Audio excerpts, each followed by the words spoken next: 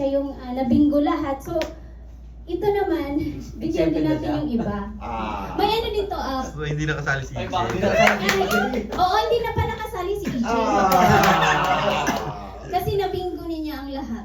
Charis, joke lang. So, ngayon, bali, meron din akong premium. More on. Send mo sa mga magulang.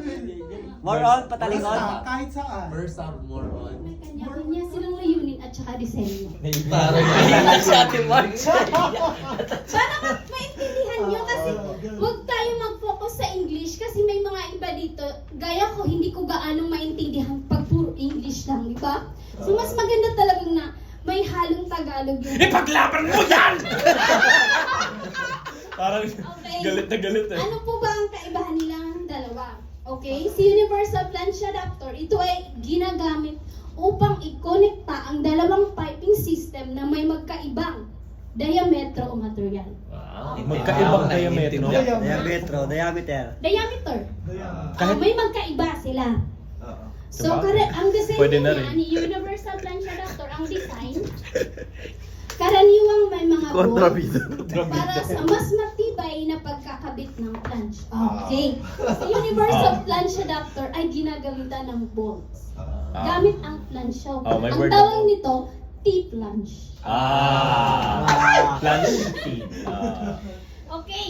So kung pag-anin natin, same lang sila ginagamit ni si STC at saka flange adapter, ngunit si STC ay ginagamit sa, wait lang. Relax naman, Si relax. STC ay ginagamit sa, wait lang, hahanapin ko muna. Kalma lang. Okay. Kalma. Si STC ay ginagamit upang i-connecta ang dalawang pipe na may pagkaparehong diameter.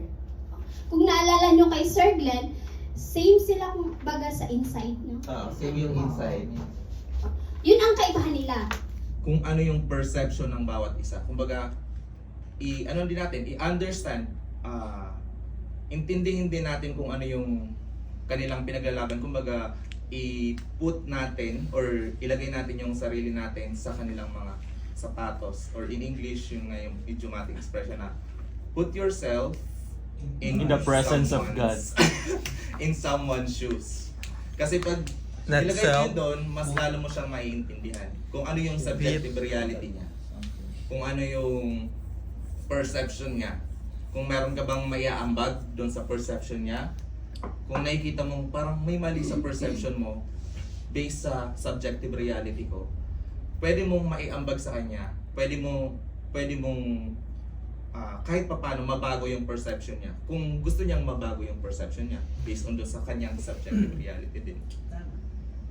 Pero wag nating ipilit ang ating subjective reality doon sa tao na ayaw natin yung subjective reality. Kasi baka meron din tayong mga perception or kasama sa mindset natin na hindi siya katanggap-tanggap sa karamihan. Kaya nga, di ba, pag merong mga, ano ba bang magbubuo ng policy sa isang company, kunyari sa atin, hindi naman pwede na isa lang yung gagawa ng policy kasi subjective reality niya lang yung mangyayari na ipapagawa niya para maging objective na isang situation. Ang ano talaga ang pinaka magandang gawin is kumbaga i-put lahat, consolidate lahat ng mga subjective reality ng bawat isa, then titingnan yung pinakagitna, kumbaga yung pinaka-mean nung isang pinaghalo. More on. Send mo sa mga magulang. More on, patalingon. Kahit saan. Versa, more on. More on kahit saan.